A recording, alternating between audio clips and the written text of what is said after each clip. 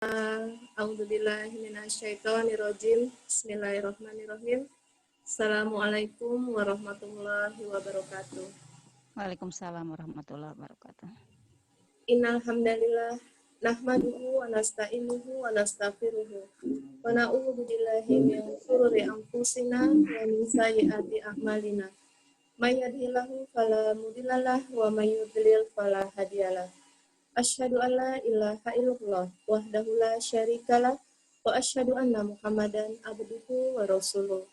Ya ayyuhalladzina amanu taqullaha haqqa tuqatih wa la tamutunna illa wa antum muslimun. Ya ayyuhalladzina amanu wa qulu qawlan sadida yuslih lakum a'malakum wa yaghfir lakum dzunubakum wa may yuti'illah wa rasulahu faqad faza fawzan azima.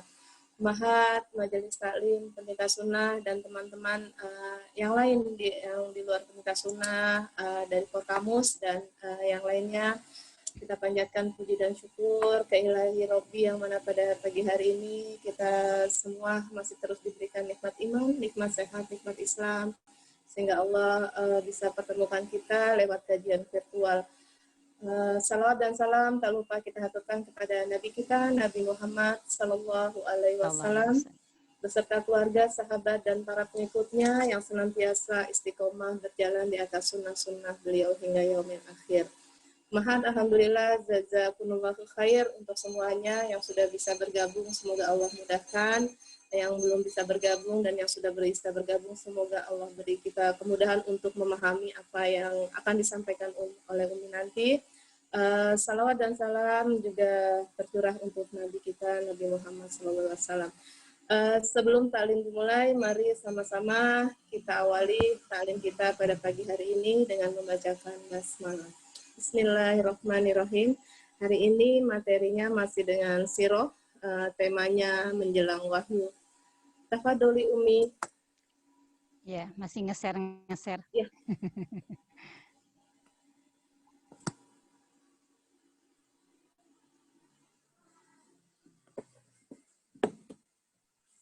Bentar ya.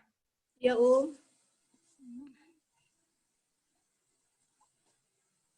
Bismillahirrahmanirrahim. Assalamualaikum warahmatullahi wabarakatuh. Waalaikumsalam warahmatullahi wabarakatuh. Bismillahirrahmanirrahim. Alhamdulillahi nahmaduhu wa nasta'inuhu wa nastaghfiruh wa na'udzubillahi min syururi anfusina wa min sayyiati a'malina. May yahdihillahu fala mudhillalah wa may yudlilhu fala hadiyalah. Asyhadu an la ilaha illallah wa asyhadu anna Muhammadan abduhu wa rasuluh. Allahumma sholli wa sallim wa barik wa an'im ala habibina Muhammadin wa ala alihi wa ashabihi wa man tabi'ahu bi ihsani ila yaumidin amma ba'du. Alhamdulillah, puji dan syukur marilah kita panjatkan kepada Allah Subhanahu wa taala pada kesempatan yang berbahagia ini. Kita diberikan kesempatan oleh Allah untuk bermajelis, walaupun majelisnya virtual, tapi hati kita saling bertautnya, semoga virtual ya, umat semuanya. Keterbatasan ini semoga menjadikan kita semakin melakukan evaluasi bahwa pasti ada yang salah ya di kita ini, di cara beruhuah kita mungkin ada yang salah sehingga Allah uji kita dengan keadaan seperti sekarang ini. Bagi seorang mukmin segala keadaan adalah menjadi wasilah untuk menjadi lebih baik. Maka walaupun pertemuan kita virtual, tetapi insya Allah silaturahminya tidak virtual ya. Kita saling bertaut, hati-hati kita di dunia, saling menguatkan di dalam amal soleh. Harapannya agar kita bisa berjalan berkumpul lagi kelak ya ketika kita bertemu dengan Allah Subhanahu wa taala. Syukur sekali bahwa teman-teman di Ummahat Pecinta Sunnah ini menyelenggarakan kajian virtual sehingga kita bisa menjangkau teman-teman. Ada yang dari Poso loh ini, ada yang dari Palu ya, ada Eki dari Palu, ada Rani dari Poso ya, Bu Linda dari Makassar ya. Alhamdulillah, mungkin ada teman-teman yang nggak saya absen, mohon maaf ya. Itu Kak Miftah, bukan Kak Miftah yang di Solo ya Kak Arum. Mudah-mudahan upaya ini menjadi lahan atau ladang amal untuk teman-teman di UPS, semakin bergiat ya teman-teman, karena kalian kan majelis taklimnya udah tua, udah lama, harus bisa menjadi pionir, harus menjadi perintis untuk kebaikan. Ya, Dokter Santi juga bersama kita di sini. Kita bersama-sama dulu membangun majelis taklim ini jatuh bangun. Harapannya dalam rentang waktu yang sudah lebih dari 10 tahun ya, sudah lebih lah ya, udah berapa tahun sih kalau dari 2005 sampai sekarang itu ya? 15 tahun gitu. 15 tahun kan udah gadis remaja ya. Harus larinya harus udah kenceng nih teman-teman di UPS ya. Udah gadis remaja tuh kita belum tua, baru 15 tahun ya. Jadi larinya harus makin kenceng. Teman-teman ini sudah kenal dengan asatizah kita sebelum mereka terkenal banget gitu kan. Kita sudah mengenal beliau-beliau gitu. Walaupun kadang-kadang sekarang menjadi susah ya untuk mengumpulkan beliau. Tapi saya harap teman-teman ya, Asi, Ferry, Bu Santi, Yesti, teman-teman semuanya lah, ada Mbak Ulfa ada nggak di sini ya. Harapannya kita semakin kencang lah larinya. Bayangkan kalau kita di usia 15 tahun, gadis 15 tahun tuh lagi kenceng-kencengnya larinya. Maka saya mengajak untuk semakin saling memotivasi ya, biar kita bisa memberikan kontribusi yang lebih banyak teman-teman di majelis taklim. Alhamdulillah ternyata ujian ini malah bisa menjangkau teman-teman yang jauh ya. Silahkan saja melakukan inovasi-inovasi sebatas di dalam kerangka syariah, kan masih dibolehkan ya, peran wanita di dalam sejarah tidak pernah kosong ya dari perannya, di mana kaum wanita itu identik dengan kemuliaan, keagungan ya. Wanita pada masa lalu, wanita-wanita yang berperan adalah mereka yang memang gagah tetapi tetap anggun ya, tetap mulia dan dimuliakan. Sholawat salam semoga senantiasa tercurahkan kepada baginda Nabi Shallallahu Alaihi Wasallam. Semoga sholawat kita sampai, mudah-mudahan setiap hari kita bersolawat itu tidak hanya di lisan saja, tetapi di dalam perbuatan-perbuatan kita selalu mengikuti jejak beliau di dalam beribadah kepada Allah Subhanahu wa taala, sehingga menjadi wasilah kita untuk mendapatkan syafaat dari beliau. Dan dalam kesempatan ini kita berupaya untuk mendekatkan kita kepada baginda Nabi Shallallahu Alaihi Wasallam, yaitu dengan kajian sirah yang sebetulnya memang menjadi agenda kita di UPS ya, sudah lebih dari 1 tahun kita membahas kitab ini. Teman-teman mudah-mudahan yang dari UPS pegang kitabnya ya, karena kita akan melakukan kajian kita.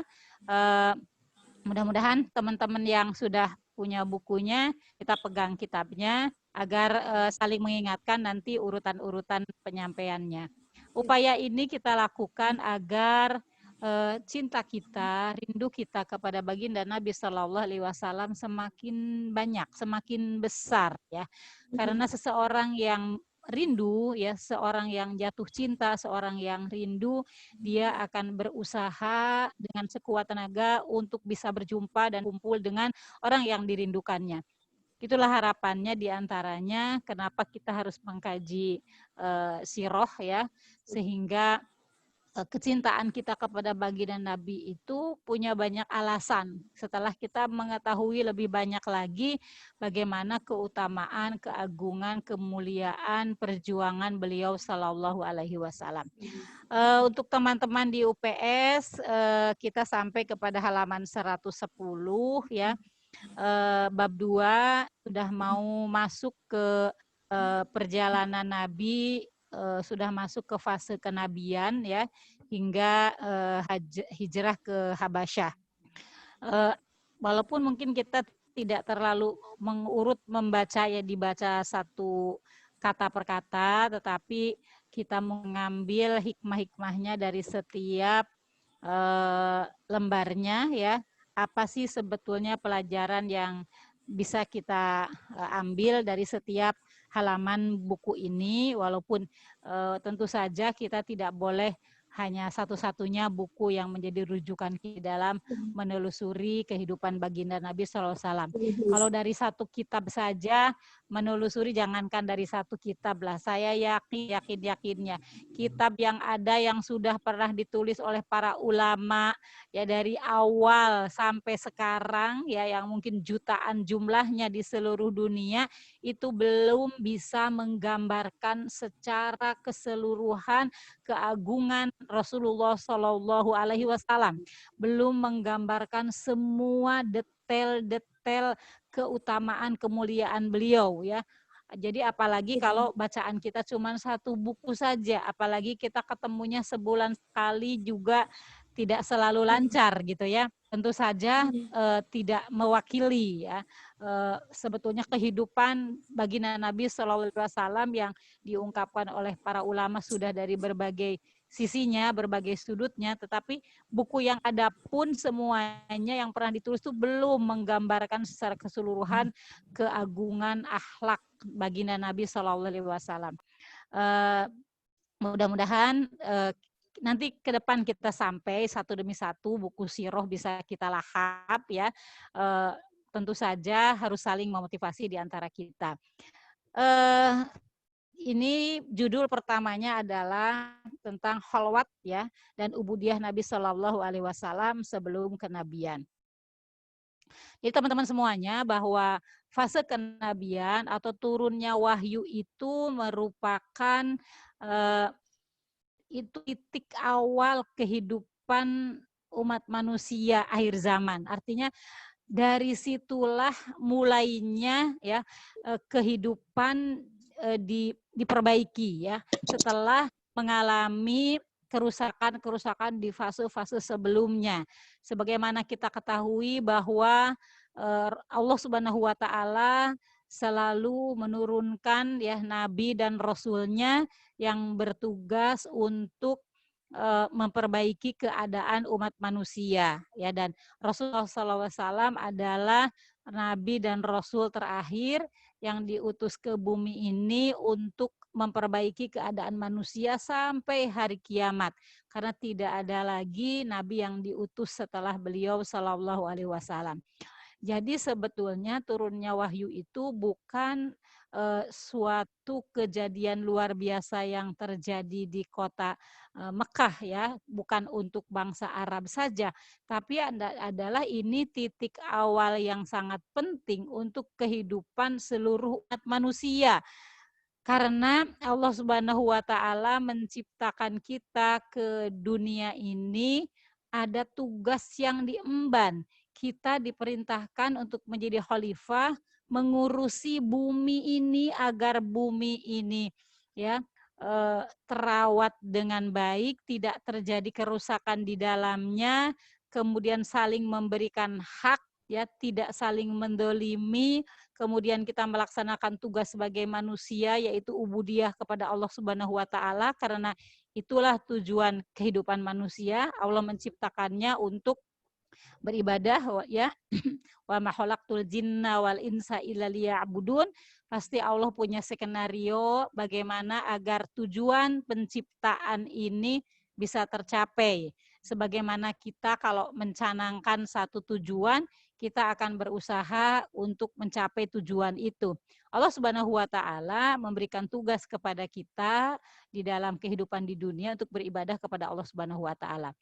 Salah satu misi besar ya kenabian ya adalah menjadikan umat manusia hanya beribadah kepada Allah saja ya. Jadi misi tauhid adalah misi utama yang dibawa oleh Rasulullah Shallallahu Alaihi Wasallam. Maka peristiwa ini, peristiwa turunnya wahyu ini menjadi peristiwa yang sangat penting, menjadi tonggak awal perubahan peradaban manusia ya. Jadi kita tidak boleh menganggap ini sesuatu hal yang sesuatu hal yang biasa-biasa saja ya. Bukankah Rasulullah SAW sebelum diangkat menjadi nabi itu mengalami peristiwa-peristiwa yang penting sebagai prakondisi yang memang oleh Allah Subhanahu wa taala dikondisikan agar Rasulullah SAW itu memang ya dipersiapkan memang untuk menjadi seorang nabi. Jadi Ibnu Ishaq berkata bahwa para pendeta dari Yahudi ya dan para pendeta dari Nasrani dan dukun-dukun dari kalangan Arab, mereka semua telah ramai membicarakan nabi terakhir menjelang kedatangannya. Jadi para pendeta yang mereka adalah membaca kitab ya, kalau dukun-dukun pada masa itu kan masih mendengarkan, masih mendapatkan berita-berita gaib dari jin ya, karena ditutupnya ditutupnya berita-berita gaib itu kan sesudah Nabi Shallallahu Alaihi Wasallam diangkat ya, sudah Nabi Muhammad Shallallahu Alaihi Wasallam diangkat, maka ditutup sehingga jin-jin itu tidak bisa lagi mengintip-ngintip berita. Tapi sebelum itu ya jin-jin itu bisa mengintip berita sehingga desas-desus atau berita-berita kedatangan Nabi terakhir itu memang menjadi topik pembicaraan mereka gitu ya, menjadi topik. Dukun dari mana? Dukun-dukun ini juga menyampaikan berita-berita itu karena mendapatkan kabar dari jin-jin yang suka mengintip ya di atas langit bahwa akan ada bahwa di wilayah mereka itu akan kedatangan seorang nabi ya. Para pendeta Yahudi dan Nasrani sumber ya berita mereka adalah berdasarkan dari pesan-pesan dari kitab-kitab yang memang mereka yakini tentang ciri-ciri nabi itu dan juga ciri-ciri zamannya. Jadi bukan cuman ciri-ciri nabi itu seperti apa, tetapi juga ciri-ciri zamannya seperti apa ketika nabi itu diutus ya. Bahkan di masyarakat Quraisy itu pernah ada sebuah pertemuan yang juga Ibu Khadijah hadir di situ ya, ini belum terjadi pernikahan ya. Itu ada pendeta yang memang biasa ya, mereka di sana itu ada pertemuan, ada ceramah, pendeta berceramah gitu kan, masih ada ahli kitab. Itu ada kalimat dari pendeta itu yang mengatakan bahwa wahai para wanita Quraisy gitu ya, nabi terakhir akan turun gitu. Maka ada Ibu Khadijah itu kemudian karena meyakini ya tidak ada orang terbaik selain Muhammad gitu ya, maka di antara pengetahuan atau ambisi ya para wanita-wanita mulia itu untuk agar dialah yang menjadi istri Nabi itu gitu ya, karena memang sebelumnya sudah ada berita-berita itu. Adapun para dukun, maka sumber beritanya adalah para jin yang memang telah menguping ya, dan merekalah yang memberitakan kepada dukun-dukun itu ya, baik dukun wanita maupun dukun laki-laki. Jadi memang kabar beritanya bahwa akan datangnya nabi terakhir itu sudah viral lah gitu ya, kira-kira bahwa ini bahkan di Madinah pun ada ahli kitab juga yang menyampaikan bahwa nanti akan datang seorang nabi di wilayah ini ya. Kemudian yang di antara yang selalu dibicarakan oleh orang-orang Yahudi dan Nasrani mengenai nabi adalah seperti riwayat yang menjelaskan bahwa seorang Yahudi dari tetangga Bani Abdul Ash'al di Madinah, dia bercerita kepada mereka tentang hari kebangkitan gitu ya. Jadi orang Yahudi ini dia berbicara tentang hari kebangkitan, nanti adanya perhitungan yang mungkin di kalangan masyarakat Arab hal itu tuh asing gitu loh, membicarakan hari kiamat, membicarakan hari kebangkitan. Nah, karena dia adalah seorang ahli kitab ya, dia membicarakan tentang timbangan, tentang surga dan neraka. Kemudian warga Madinah itu mengingkarinya tentu karena mereka bukan orang Islam ya, dan meminta tanda-tanda atau bukti-bukti hingga orang Yahudi itu berkata, akan datang seorang nabi yang diutus ya dari sekitar wilayah ini sambil menunjuk ke arah Yaman dan Mekah.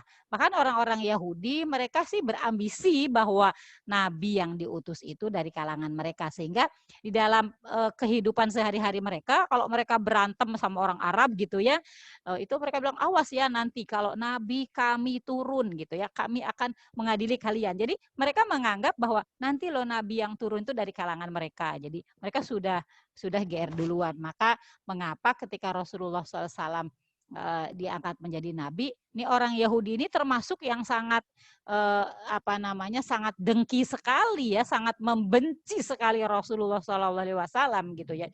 Orang Yahudi itu bencinya kepada Rasulullah itu amat sangat, sampai ada peristiwa Rasulullah SAW pasca perang Khaibar itu Rasulullah diracun kan, diberi masakan ya, padahal posisi mereka dalam posisi kalah, kemudian menghidangkan makanan kepada Rasulullah dan mereka tahu makanan kesukaan Rasulullah SAW itu adalah paha kambing, mereka masak, ternyata diracuni gitu ya, diracuni karena Rasulullah adalah seorang nabi, maka daging itu memberitahu kepada Rasulullah bahwa di dalamnya ada racun. Dan racunnya tuh luar biasa karena memang mereka tujuannya mau membunuh Rasulullah SAW yang nanti ketika Rasulullah sakit menjelang wafat, itu Rasulullah mengatakan bahwa pengaruh racun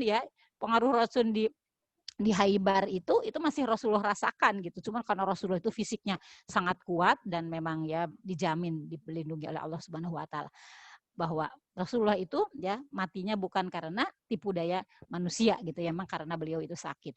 Nah, jadi orang Yahudi itu karena merasa bahwa nanti nabi terakhir itu dari kalangan mereka. Jadi ketika yang dibangkitkan nabi ternyata dari kalangan bangsa Arab, itu sebabnya mereka sangat membenci Rasulullah SAW. Kemudian kisah Ibnu Haiban yang telah datang dari Syam menuju Madinah beberapa tahun menjelang kenabian, dia menjelaskan kepada orang Yahudi di Madinah tentang sebab kedatangan, yaitu karena memperkirakan akan datangnya nabi. Jadi ada orang sengaja ya, dia datang pergi ke Madinah ya, dan bahkan saya juga pernah membaca, kalau kita baca di awal-awal sirah itu ya, tentang kenapa di sekitar Madinah itu banyak orang Yahudi kan. Dia ada banyak perkampungan Yahudi, ada Bani Koenuko gitu kayak, ada Bani Mustolik, mereka kan bergerombol gitu ya.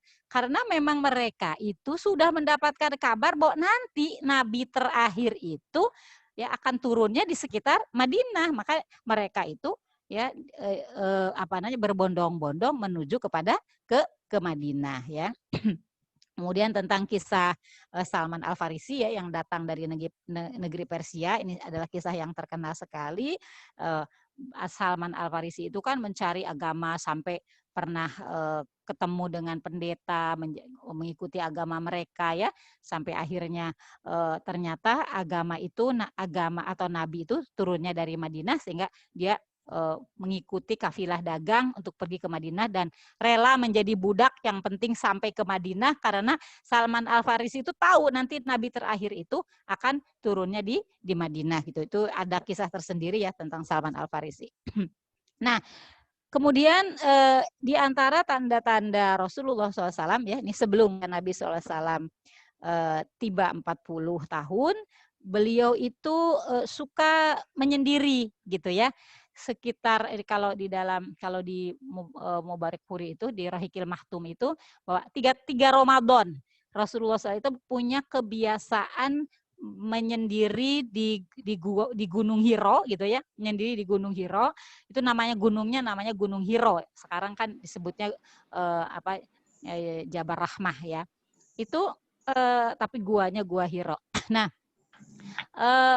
itu 3 Ramadan berarti kan 3 tahun. Jadi Rasulullah SAW itu sebelum diangkat menjadi nabi, itu 3 tahun berturut-turut itu suka menyendiri gitu ya, pergi ke Gua Hiro. Kemudian di sana aktivitasnya apa? Aktivitasnya adalah bertahanuts ya, tahanuts. Tahanuts ini asal katanya sebetulnya tahanuf ya, tahanuf. Tapi yang kita kenal biasa kan tahanut ya, tahanut. Asalnya dari kata tahanif. Tahanif itu hanif. Hanif itu adalah agama Nabi Ibrahim ya, Ibrahim Hanifa. Jadi kebiasaan orang-orang Arab karena mereka belum punya tata cara beribadah, tata cara ubudiyah, maka caranya mereka mendekatkan diri kepada Allah tuh dengan tahanif tadi gitu ya. Yaitu dan di dalam Gua Hiro itu sebetulnya Rasulullah tidak ada aktivitas apa namanya aktivitas tertentu yang sifatnya seremonial tuh nggak ada gitu ya. Jadi lebih pada bertafakur gitu ya, tafakur. Jadi makna dari tahanut itu adalah tafakur. Rasulullah SAW memikirkan, jadi aktivitas berpikir sebetulnya, bukan wal kayak seperti apa, kan tidak ada apa namanya ritual khusus gitu. Seperti apa sih tahanutnya Rasulullah itu tidak ada gitu ya. Walaupun makanya di sini kan ada perdebatan ya, ada Ibnu Katsir, ada pendapat Imam Ghazali, sehingga Al-Ghazali mengatakan sesungguhnya apa namanya kita tidak perlu memperdebatkan seperti apa tata caranya Rasulullah SAW itu bertahan atau ubudiyahnya karena memang belum ada syarat pada saat itu gitu ya. Jadi sebetulnya biasa kan Rasulullah juga makan karena ternyata kalau makanannya atau bekalnya sudah habis Rasulullah itu pulang ya, Rasulullah pulang ke Mekah gitu. Jadi jarak antara rumah beliau dengan Gua Hiro itu sekitar 5 km lah ya. Kalau dulu 5 km tentunya dengan berjalan kaki ya. Mungkin teman-teman yang sudah umroh atau haji bisa membayangkan dari ke Gua Hiro itu seperti apa. Tapi biasanya kita kan naik bus ya kalau mau jalan-jalan ke sana gitu. Sedangkan Rasulullah SAW dulu berjalan kaki. Nah, itu aktivitas yang dilakukan oleh Rasulullah, jadi kebiasaan itu sekitar 3 tahunan. Tetapi tanda yang lebih dekat kepada kenabian yaitu mimpi ya, mimpi yang benar. Ya, Rasulullah SAW terutama di 6 bulan terakhir itu sering sekali bermimpi, dan mimpinya itu bukan mimpi biasa, karena kalau malam-malam beliau bermimpi itu siangnya itu apa yang ada di mimpi itu terjadi gitu. Nah itu Rasulullah SAW sudah merasakan itu, terutama 6 bulan terakhir menjelang beliau diangkat menjadi nabi itu sering mengalami mimpi yang benar gitu ya.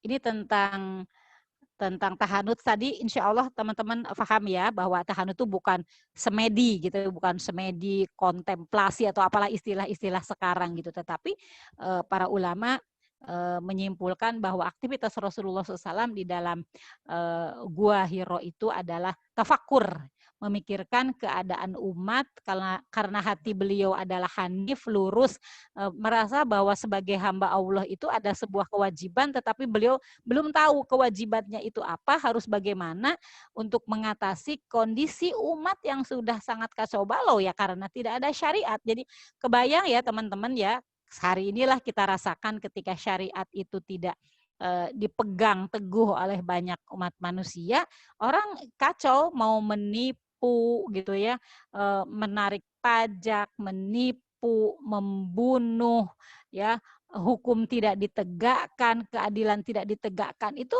tidak merasa berdosa gitu, karena memang mereka menganggap syariat itu tidak ada. Jadi bisa dibayangkan masyarakat Arab jahiliyah sebelum turunnya syariat itu seperti apa, perkawinan aja ada 9 macam perkawinan yang tentu saja tidak seperti sekarang ya perkawinannya. Kemudian minum khamr, ya membunuh, mengubur anak perempuan, ya menyembah berhala. Nah, ini bagi seorang yang hanif seperti Rasulullah SAW itu kan mengganggu jiwanya kondisi seperti itu. Itu yang diantaranya juga yang mendorong beliau untuk bertahanus ya. Nah, kemudian tadi ya bahwa kita tidak perlu memperdebatkan bahwa seperti apa aktivitas di dalam, apakah bagaimana posisinya, itu tidak ada ulama yang bersepakat untuk menjelaskan bahwa Rasulullah SAW itu bentuk ibadahnya seperti apa, karena memang tidak ada ibadah khusus di dalam itu ya. Kemudian sesudah menjelang wahyu tadi ya, Bagaimana proses turunnya wahyu ya? Ini dari riwayat Ibunda Aisyah Ummul Mukminin radhiyallahu anha, wahyu yang pertama diturunkan kepada Rasulullah Shallallahu Alaihi Wasallam adalah mimpi yang benar dalam tidurnya, yaitu yang tadi saya katakan selama 6 bulan berturut-turut ya, dia tidak melihat dalam mimpi kecuali datang seperti fajar subuh ya. Kemudian setelah itu dia suka menyendiri dan dia menyendiri di Gua Hiro. Beliau bertahanut atau khalwat di dalamnya, beribadah selama beberapa malam sebelum meninggalkan keluarganya. Dia membawa bekal, kemudian kembali kepada Ibu Khadijah radhiyallahu anha, kemudian membawa bekal lagi untuk berikutnya. Begitu berlangsung berulang-ulang hingga datang kebenaran dalam kondisi beliau berada di Gua Hiro. Jadi ini sudah tidak ada perdebatan lagi bahwa wahyu perkali turun ketika beliau berada di Gua Hiro.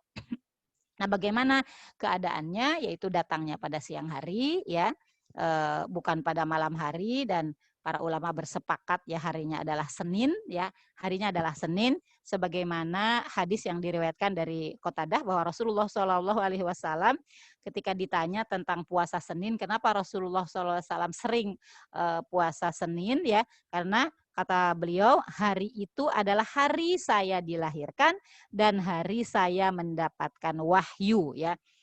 Adapun tentang tanggal ini berbeda pendapat ya, ada yang mengatakan 17 Ramadan, tapi jelas di bulan Ramadan. Tapi ada yang mengatakan tanggal 17 Ramadan, kemudian Ibnu Abi Bar mengatakan tanggal 24, Imam Tobari mengatakan tanggal 24 Ramadan gitu ya. Adapun yang disampaikan kitab ini ya, kalau di kitab ini kan pendapatnya Ibnu Abi Bar itu 8 Rabiul Awal dan ini hadisnya lemah ya, tapi jadi yang kuat itu pendapat Imam Tobari yaitu bulan Ramadan ya, bukan bulan Rabiul Awal. Nah,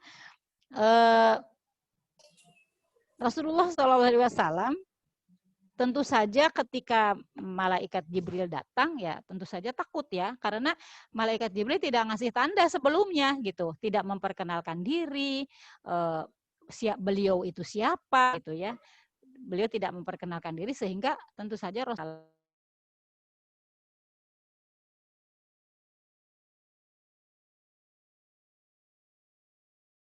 Umi Ahwan suaranya hilang.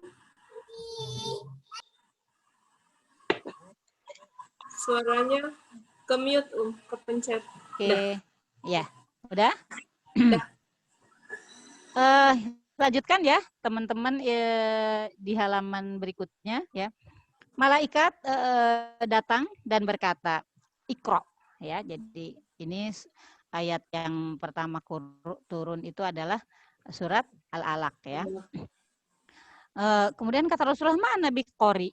Saya tidak bisa baca, ya, karena memang ketahui ya dari informasi Al-Quran juga bahwa Rasulullah SAW adalah ummi, tidak bisa membaca. Ya, jadi kalau ada hari-hari ini yang berpendapat bahwa Rasulullah tidak bisa membaca itu dulu di awal-awal saja, di awal-awal kenabian, tapi kemudian Rasulullah bisa membaca itu tidak. Ya Rasulullah itu memang ummi, ya. Waladzi arsala rasulahu waladzi ba'atsa fil ummiyina rasulan minhum, ya. Ya Rasulullah SAW itu ummi, tidak bisa membaca, tidak bisa menulis. Jadi ketika malaikat Jibril baca gitu ya, Rasulullah tidak bisa membaca. Saya tidak bisa membaca, ya. Dia memelukku, kata Rasulullah. Malaikat Jibril memelukku hingga terasa sesak, ya. Jadi sampai terguncang dan merasa sesak Rasulullah SAW ketika pertama kali menerima wahyu itu. Kemudian dia melepaskan aku, kemudian setelah itu dia minta saya membaca lagi, Iqra, gitu ya. Saya tidak bisa membaca. Kemudian dia kembali memelukku untuk yang kedua kalinya hingga saya merasa tersesak, ya. Kemudian beliau mengatakan lagi Iqra, ya. Kemudian dia kembali memelukku begitu sampai 3 kali berulang-ulang, kemudian melepaskannya, ya, sampai akhirnya Iqra bismi rabbikal ladzi khalaq, ya. Jadi ya peristiwa itu pasti bukan sesuatu yang tidak direncanakan, ya. Artinya itu merupakan rencana Allah Subhanahu wa taala, karena itu adalah sesuatu peristiwa yang dahsyat ya, pertama kali wahyu turun ya, Rasulullah SAW dalam keadaan tidak siap ya, tidak siap karena tidak tahu, tiba-tiba malaikat Jibril datang, kemudian datang dengan memeluknya, kemudian beliau disuruh membaca. Itu peristiwa membuat Rasulullah SAW betul-betul terguncang jiwanya, dan sebetulnya ada ketakutan ya, ada ketakutan pada diri Rasulullah SAW. Takut yang datang itu adalah jin gitu ya. Rasulullah itu paling takut kalau beliau itu didatangi jin, kemudian beliau akan dianggap sebagai dukun. Itu paling ditakuti ya oleh Rasulullah, karena memang pada saat itu dukun itu bukan sesuatu hal yang apa ya. Jadi memang mereka tuh hidup dengan perdukunan itu sudah biasa gitu. Bahkan kalau ada masalah kan mereka tidak punya syariat ya, itu datangnya ke dukun gitu ya. Datangnya itu ke dukun. Ini ada suatu peristiwa yang terjadi. Ya contohnya dulu lah waktu Abdullah ya, ayahnya Rasulullah mau dikorbankan gitu kan, itu akhirnya kan Abdul Muthalib kan datangnya ke dukun. Ada beberapa kisah-kisah ya tentang keadaan orang Quraisy yang memang dukun itu menjadi rujukan. Tapi Rasulullah SAW itu membenci dukun. Jadi beliau takut sekali kalau yang datang itu takutnya jin ya, atau setan. Kemudian orang menganggap beliau itu adalah dukun, itu yang paling beliau takutkan. Nah, kemudian Rasulullah SAW kembali dalam keadaan hatinya takut, ya, kemudian pulang ke rumah dengan tergopoh-gopoh, ya, kembali kepada menjumpai Ibu Khadijah, pulang ya, kebayanglah pulangnya bukan dekat gitu ya, dalam keadaan takut, ya bisa dibayangkan dalam keadaan yang takut, yang beliau tuh tidak tahu itu siapa yang datang itu, ya.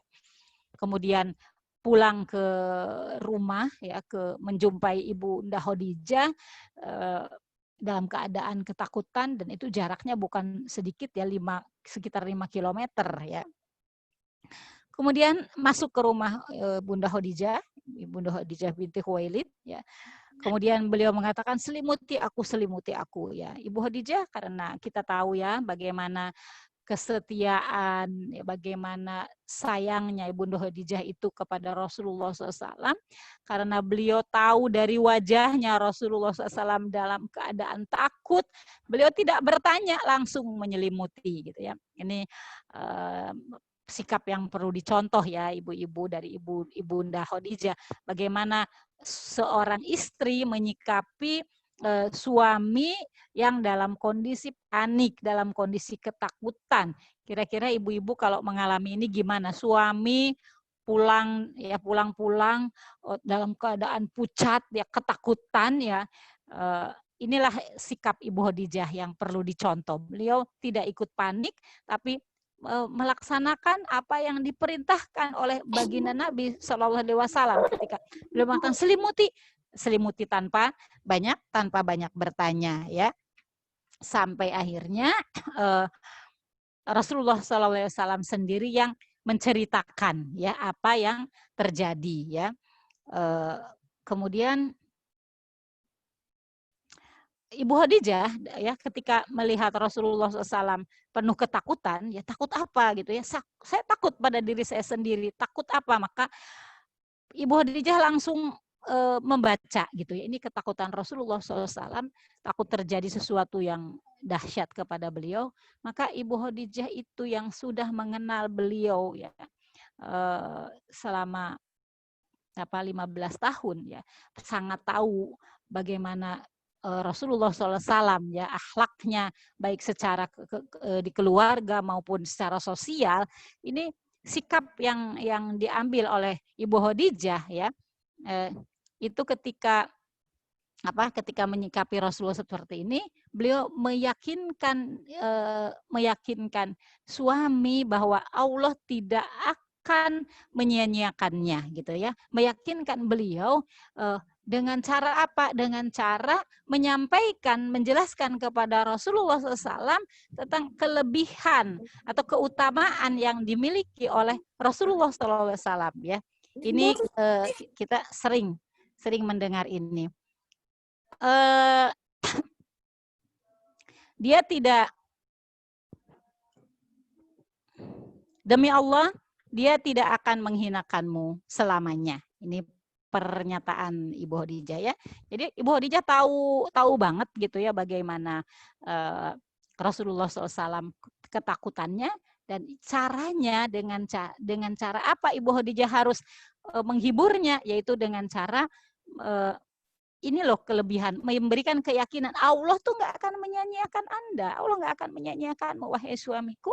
Maka Ibu Khadijah mengangkat ini kelebihan Rasulullah SAW, paling tidak ada 4 hal yang diungkapkan, disampaikan oleh Ibu Khadijah kepada Rasulullah SAW untuk meyakinkan agar beliau tidak panik. Yang pertama adalah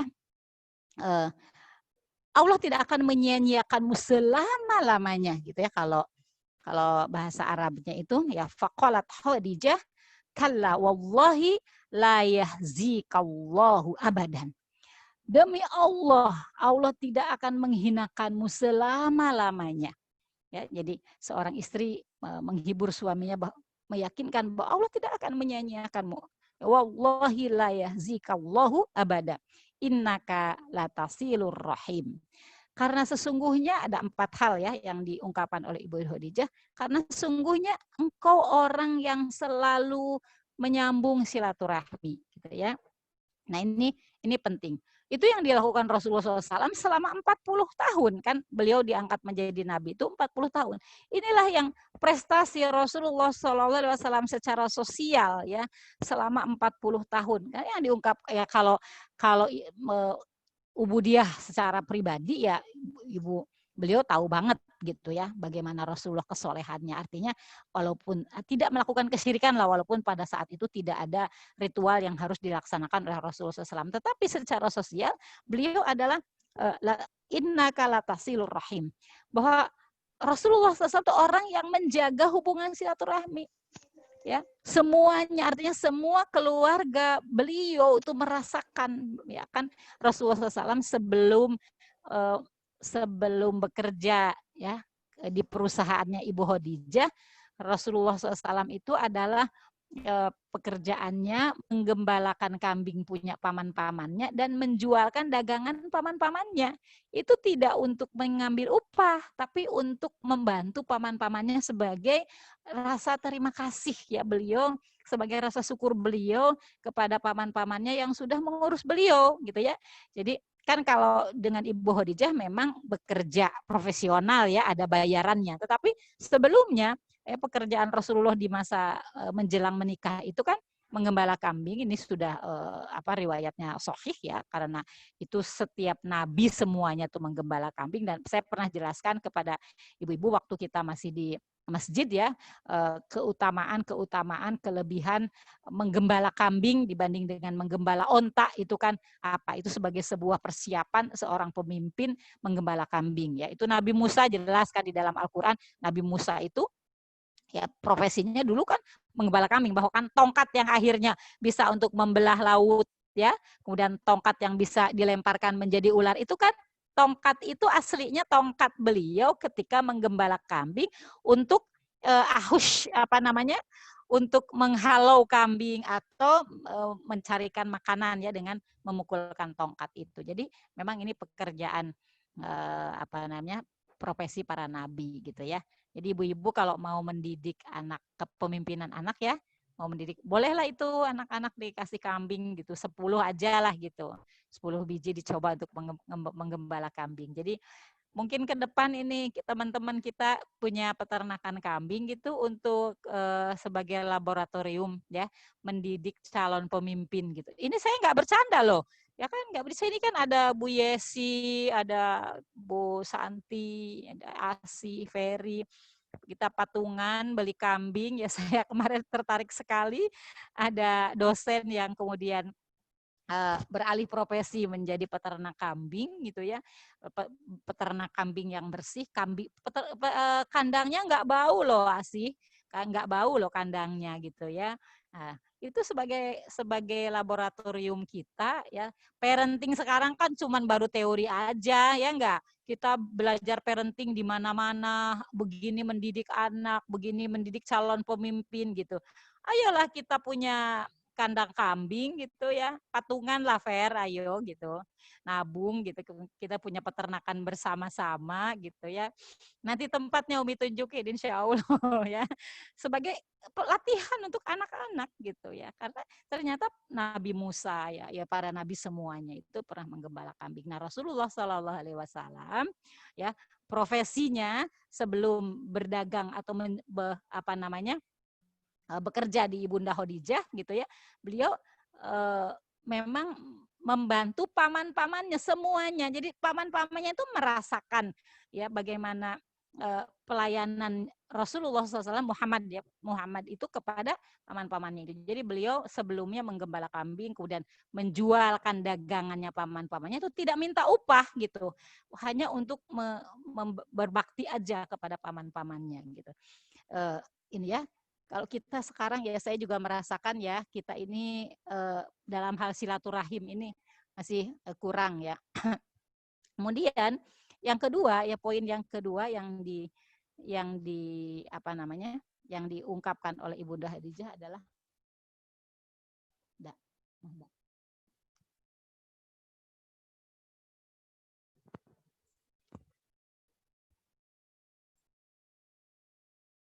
Bentar ya, Ibu ada gangguan teknis. Kemudian yang kedua watahmilul kal ya. Watahmilul kal. Kalau di sini tahmilul kal itu adalah membantu orang lain ya, membantu orang lain. Menanggung kebutuhan orang lain. Jadi tidak hanya sekedar menanggung kebutuhan orang lain ya. Sebentar ya ibu-ibu, kemarin azam yang pakai. Kemarin yang pakai azam, kemungkinan ada di bawah. Atau tanya azam. Ada suaranya masuk sini ada. Tahmilul kal itu ibu bukan hanya membantu ya, kayak misalnya kita yang dilakukan oleh Rasulullah SAW itu menanggung beban orang lain. Ini bukan keluarga ini. Kalau tadi kan keluarga itu tadi dengan kalimat innakal tasilul rahim ya, menyambung silaturahmi dengan segala bentuknya. Tapi ini kepada orang lain gitu ya. Tahmilul kal itu menanggung beban orang lain, bukan hanya sekedar membantu ya, atau sekedar memberi subsidi, bukan, tapi menanggung. Ada teman kita hutangnya 10 juta ya kita bayarin 10 juta gitu kan. Ada orang ya itu kan kadang-kadang kalau kita nih yang aktif ya, kita yang aktif mengurusi umat nih teman-teman ya, sebagai aktivis di majelis taklim lah teman-teman semuanya. Ya seperti itulah keadaannya kita ini kalau namanya orang datang kepada kita, biasanya kalau kita sebagai aktivis gitu ya, itu orang datang kepada kita minta bantuan, itu kadang-kadang kan minta bantuannya nggak cuma nasihat kan. Nah Rasulullah SAW itu orang yang minta nasihat diberi nasihat, tapi kalau orang datang dengan hutang ya dia bayar hutangnya gitu ya. Bukan sekedar menasehati saja gitu. Itu tahmilul kal ya. Itu Rasulullah SAW melakukan itu selama 40 tahun. Artinya Rasulullah itu urusan diri sendiri itu usia 40 tahun itu udah selesai. Ya udah selesai. Sehingga beliau bisa membantu orang lain. Jadi kalau kita nih tidak pernah selesai dengan diri kita, sulit kita untuk bisa membantu orang lain, ya. Maka ibu-ibu selesaikan diri kita ya, jangan baperan gitu, apalagi jadi pengurus baperan gitu, nggak bisa bantu orang lain Bu kalau kita baperan mah ya. Kalau kita mau menyelesaikan masalah-masalah umat, itu diri kitanya udah selesai gitu. Tersinggungan, baperan, kita nggak bisa lah ngurus orang lain gitu. Karena kita belum bisa menyelesaikan urusan diri kita sendiri gitu ya. Itu yang kemudian yang selain tahmilul kal yang oleh Ibu Khadijah diungkapkan, taksibul ma'dum, ya. Engkau itu menghormat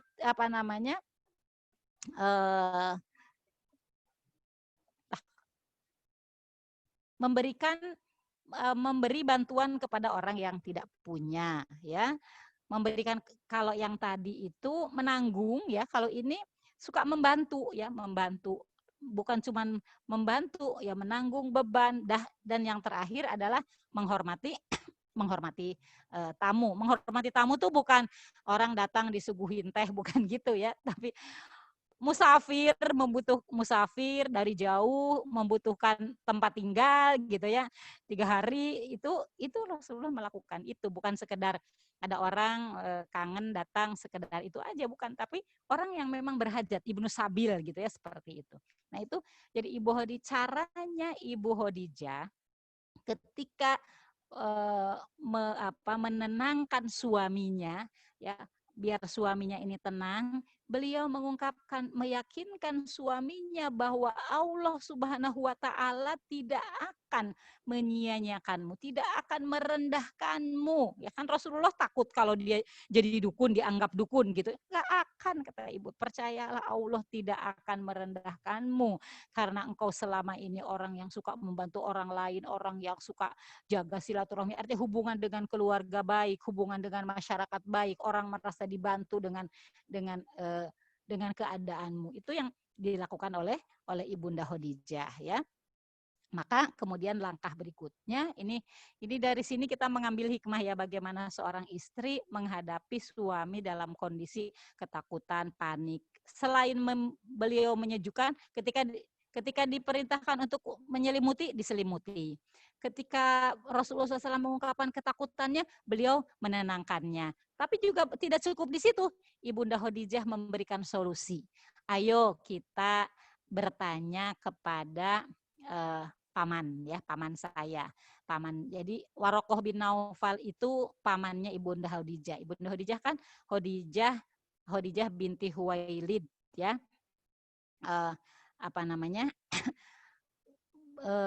Warokoh bin Naufal itu kan Warokoh bin Naufal bin As'ad, ya, Abdul Uzza, ya, anak paman dari Ibu Khadijah. Jadi Ibu Khadijah ini ceritanya keponakannya Warokoh bin Naufal. Seorang penganut agama Nasrani pada zaman jahiliyah. Tapi beliau ini memang punya kelebihan. Beliau jadi pendeta yang hanif lah, pendeta yang lurus, ya. Beliau itu bisa menulis dengan bahasa Ibrani, menulis Injil dengan bahasa Ibrania sesuai dengan kehendak Allah. Jadi beliau ini pendeta yang lurus, ya, pendeta yang lurus. Jadi tidak salah ketika Ibunda Khadijah mengajak Rasulullah SAW itu pergi ke rumah Warokoh bin Naufal, ya. Yang pada saat itu Warokoh bin Naufal ini usianya sudah lanjut, ya, bahkan matanya pun sudah buta, ya. Jadi itulah yang dilakukan oleh Ibunda Khadijah. Nah, dari Warokoh bin Naufal inilah Rasulullah SAW mendapatkan gambaran. Karena tadinya kan nggak tahu, Ibu Khadijah tidak tahu apa yang terjadi kepada suaminya. Rasulullah juga tidak tahu apa sih yang terjadi kepada dirinya. Baru kemudian sesudah bertemu dengan Warokoh bin Naufal inilah yang memberitahu kepada Ibu Khadijah bahwa yang datang kepadamu itu adalah namus. Dia yang datang kepada Musa dahulu, gitu kan. Jadi maksudnya Jibril, ya, namus itu maksudnya Jibril, yaitu yang datang kepada Musa dahulu. Kemudian beliau juga mengatakan, ya, seandainya, ya, saya masih muda, masih kuat, masih hidup ketika engkau nanti didustakan umatmu, ketika kamu dimusuhi umatmu, ketika kamu diusir oleh umatmu, aku akan membelamu, gitu, ya. Artinya beliau jelas keberpihakannya kepada Rasulullah SAW, jelas taslim kepada Rasulullah SAW, dengan kenabian Muhammad beliau tidak mengingkari, bahkan menjelaskan kepada Rasulullah SAW bahwa kira-kira apa yang akan terjadi. Rasulullah tentu saja kaget gitu, ya. Apakah aku akan dimusuhi? Karena selama ini Rasulullah kan menjalin hubungan baik dengan orang-orang Quraisy gitu, ya. Apakah aku akan dimusuhi? Apakah aku akan diusir? oleh kaumku gitu. Kata Warokoh, ya tidak ada satu nabi pun, tidak ada satupun utusan Allah kecuali dia akan diusir oleh kaumnya, ya. Ini kalau ayatnya ya.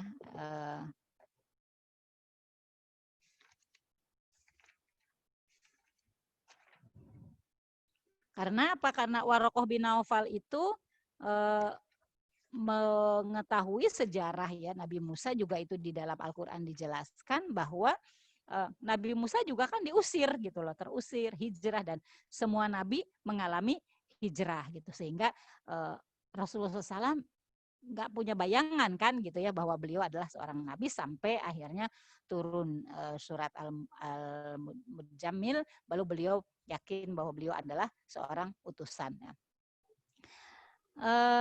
Ini ya yang di halaman 118 ya Umahat, di halaman 118 kan, disitulah Rasulullah SAW bertanya, apakah mereka akan mengeluarkan saya dari kampung saya? Warokoh mengatakan, benar, tidak ada orang yang membawa seperti apa yang kamu bawa kecuali orang tersebut akan dimusuhi, gitu ya. Saya berjanji seandainya saya mendapatkan harimu itu, maka saya akan menolongmu dengan pertolongan yang maksimal. Tidak lama kemudian Warokoh meninggal. Jadi nggak lama dari turunnya wahyu itu Warokoh meninggal, dan sesudah itu wahyu pun mengalami ada masa jeda ya. Sesudah itu Rasulullah tidak mendapatkan wahyu, dia tidak langsung. Nah, ini dari riwayat dari Alqamah bin Qais. Awal wahyu diterima para nabi adalah dalam mimpi tidur, setelah hatinya tenang baru diturunkan kepadanya wahyu. Ibnu Katsir berkata pernyataan itu adalah dari Alqamah sendiri, tetapi sebuah pernyataan yang bagus didukung oleh apa yang sebelumnya dan apa yang sesudahnya. Ini penjelasan tentang ketika Rasulullah SAW mendapatkan wahyu ya. Demikian mungkin kisahnya. Masih ada berapa menit lagi, Asih? Masih ada waktu? Ya. Masih, insya Allah sampai jam 11. 11 ya. Baru setengah 11. Mau dikasih waktu untuk tanya jawab apa enggak? Boleh, boleh. 15 menit aja ya, jam Umi. berapa? Hah? 11 kurang seperempat. 11 Atau kalau memang Umi waktunya agak panjang, nggak apa-apa. Sampai jam 11, setelah itu tanya jawab, nggak apa-apa. Kalau Umi tidak ada kegiatan lain, nggak apa-apa. Ya, sampai duhur untuk UPS gitu ya. Amin, insya Allah. Ini ayatnya ya, teman-teman, tentang perkataan Warokoh tadi ya. Perkataan Warokoh bin Naufal, bahwa tidak ada nabi ya yang diutus kecuali memang akan diusir oleh kaumnya. Sebagaimana firman Allah ya, wa kadzalika ja'alna likulli nabiyyin aduwwam minal mujrimin wa kafa bi rabbika hadiyan wa nasira. Surat Al-Furqan ya, teman-teman, surat Al-Furqan ayat 31. Dan seperti itulah telah kami adakan ya bagi tiap-tiap nabi itu musuh dari orang-orang yang berdosa, dan cukuplah Robmu menjadi pemberi petunjuk dan penolongnya.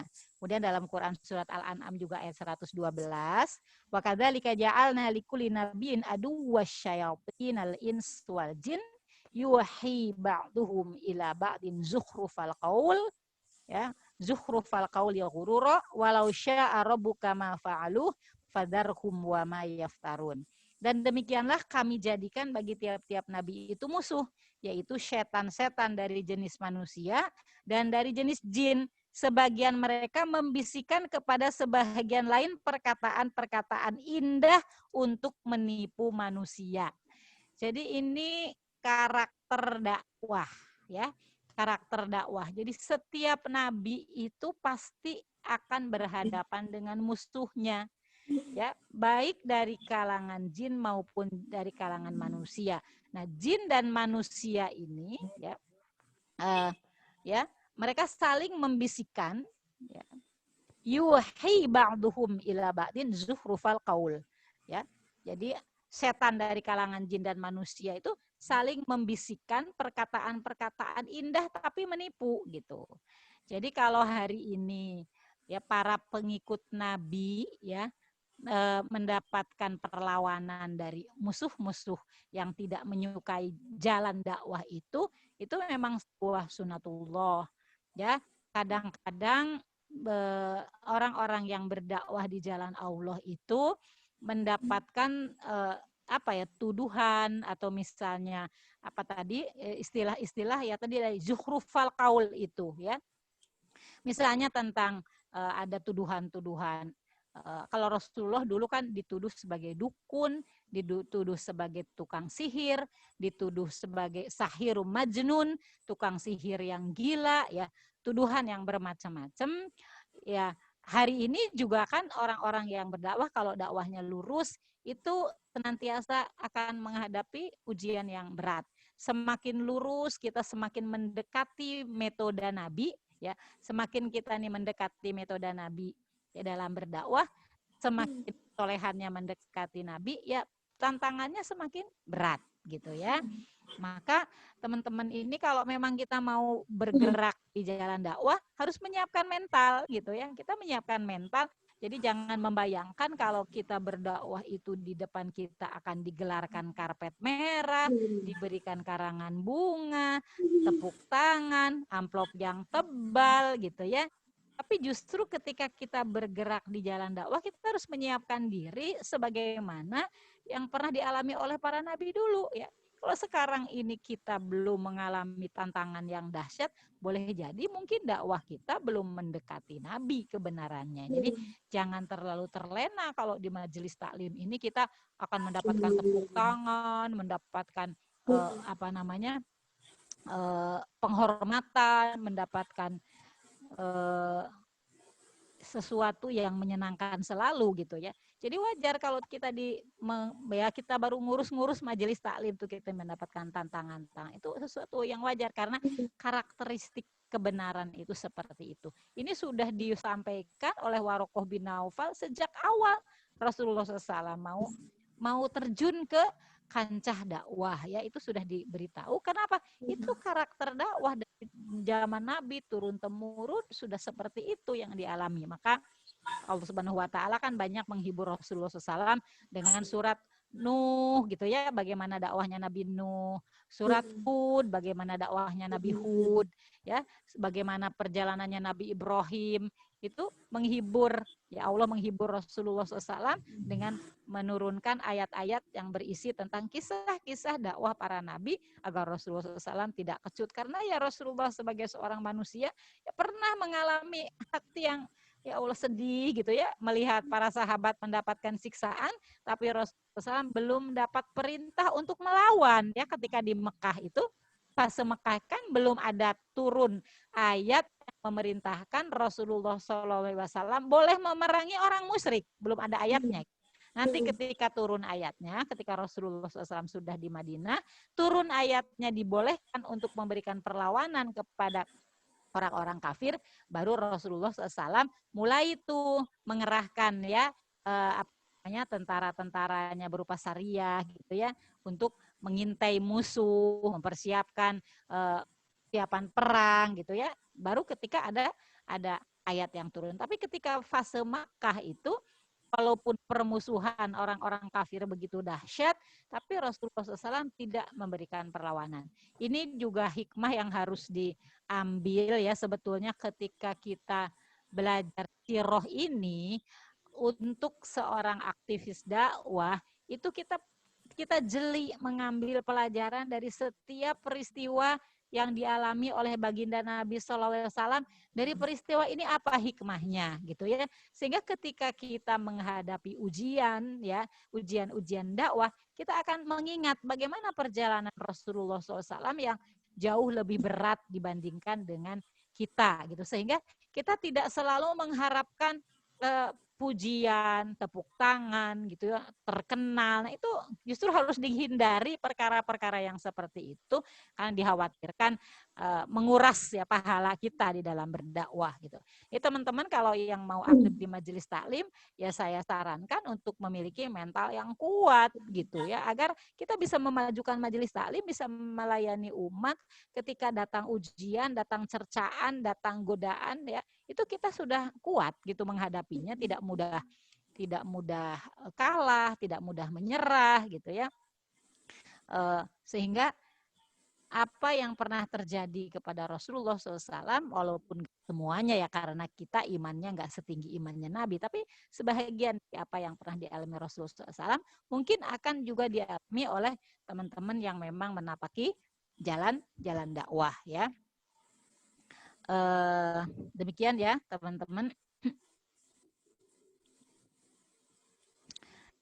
Kemudian tadi tentang ayat yang turun, nanti untuk membahas ayatnya ya, kenapa itu surat Al-Alaq itu mungkin ada di sesi yang berikutnya aja ya, karena itu nanti berkaitan kenapa yang pertama diturunkan tuh perintahnya baca ya, Iqra gitu, itu kenapa, nanti mungkin untuk di pertemuan yang berikutnya ya. Untuk pertemuan kali ini mungkin kita mencukupkan di peristiwa yang terjadi di seputar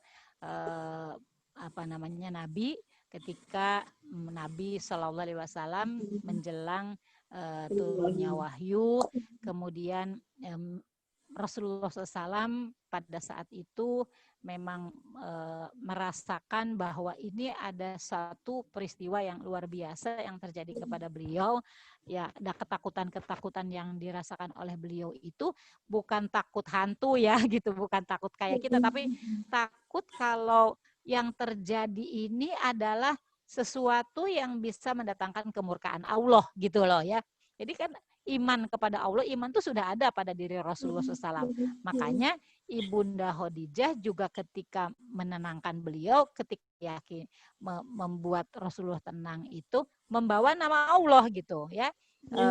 Ucapan Ibu Khadijah, karena Rasulullah SAW sudah beriman kepada Allah gitu ya kan, secara umum mereka sudah mengenal Allah ya gitu. Jadi ketakutan beliau itu bukan ketakutan karena Rasulullah kok penakut, bukan, karena itu memang peristiwa yang dahsyat ya. Malaikat Jibril itu datang dengan bentuk yang asli pada saat itu gitu ya, sehingga Rasulullah SAW juga tidak dipersiapkan, tidak dikasih tahu dulu gitu. Malaikat Jibril nggak ngebriefing Rasulullah bahwa nanti ini saya adalah Jibril, nggak begitu, tapi langsung ya memeluk Rasulullah SAW, kemudian memberikan Iqra gitu ya, sambil diguncang begitu ya. Itu untuk meyakinkan Rasulullah bahwa ini memang yang terjadi ada sesuatu yang dahsyat gitu ya. Rasulullah tidak langsung tahu, tapi cuman yang dialami Rasulullah, ini kok saya mengalami sesuatu yang dahsyat. Dan beliau ketakutan, khawatir yang terjadi kepada beliau itu adalah sesuatu yang mendatangkan kemurkaan Allah ya, seperti tadi takutnya tuh takut manusia menganggap beliau adalah dukun misalnya, seperti itu. Nah, maka ketika Ibunda Khadijah menenangkan beliau juga tadi ya, meyakinkan bahwa Allah tidak akan menghinakan engkau ya, karena engkau adalah orang yang selalu menjaga silaturahmi gitu ya.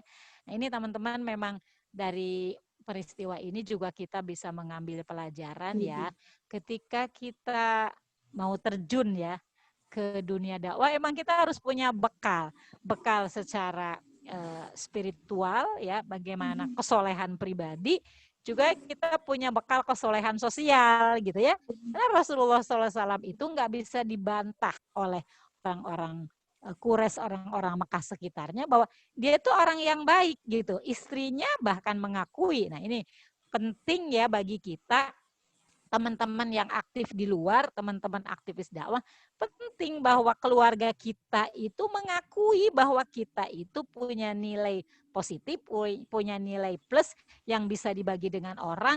Keluarga juga bisa merasakan bahwa kita itu orang baik gitu ya, sehingga pantas kita untuk melayani umat gitu. Nah, ini menjadi pelajaran untuk kita semuanya. Saya yakin di sini banyak aktivis dakwah ya, bahwa Rasulullah SAW ketika mau memulai dakwah itu sudah punya modal gitu, secara individu, secara pribadi. Beliau hanif ya, tadi ketika gundah gulana datangnya bertahanus tadi ya, bertafakur, memikirkan, tidak hanya ngobrol-ngobrol curhat-curhat saja kan, tapi Rasulullah lebih berinteraksi langsung dengan Allah Subhanahu wa taala ya, yaitu dengan memikirkan keadaan ya.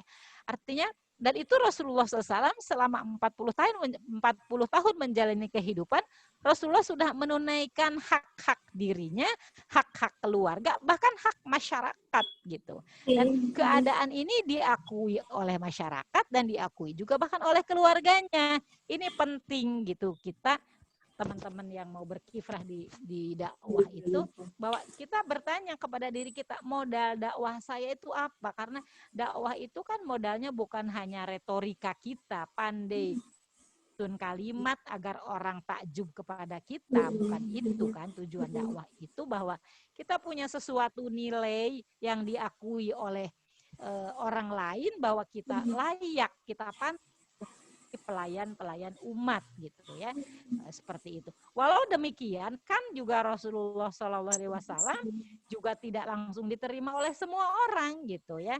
Walaupun kalau kita lihat sejarahnya, masing-masing orang-orang kafir yang menentang dakwah Rasulullah SAW itu punya alasan-alasan pribadi dan punya alasan-alasan strategi secara sosial, secara kekuasaan gitu. Tapi secara hati pada dasarnya mereka itu meyakini, mengakui Rasulullah itu orang baik. Nah, ini penting ya teman-teman, bahwa kita, ya bukan berarti kita harus mengumumkan saya orang baik ya, karena orang yang baik itu juga akan dirasakan kebaikannya oleh orang-orang yang berada di sekitar kita gitu ya. Nah, ini ya, mudah-mudahan saja kita bisa mengambil pelajaran dari peristiwa ini, bagaimana persiapan Allah Subhanahu wa taala kepada baginda Nabi Shallallahu alaihi wasallam ya, sebelum beliau diangkat menjadi nabi. Itu Rasulullah Shallallahu alaihi wasallam sudah dibekali nilai-nilai kebaikan yang ada padanya, ya juga didukung oleh keluarganya ya. Karena pernikahan, saya pernah menjelaskan ya teman-teman sebelumnya, ketika menjelaskan tentang pernikahan Ibu Khadijah dan Rasulullah, itu adalah pernikahan dua manusia terbaik ya kan. Jadi pernikahan Ibunda Khadijah dengan Rasulullah itu adalah pertemuan dua insan sempurna gitu ya. Rasulullah SAW itu orang yang sempurna akhlaknya, kebaikannya ya, walaupun beliau tidak punya harta, tetapi Ibunda Khadijah adalah juga wanita yang baik akhlaknya dan punya harta.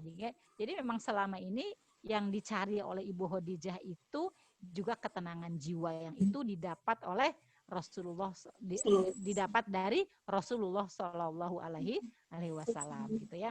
Jadi ini tentang pernikahan yang yang sempurna tadi, kemudian pribadi Rasulullah SAW juga menjadi teladan gitu ya.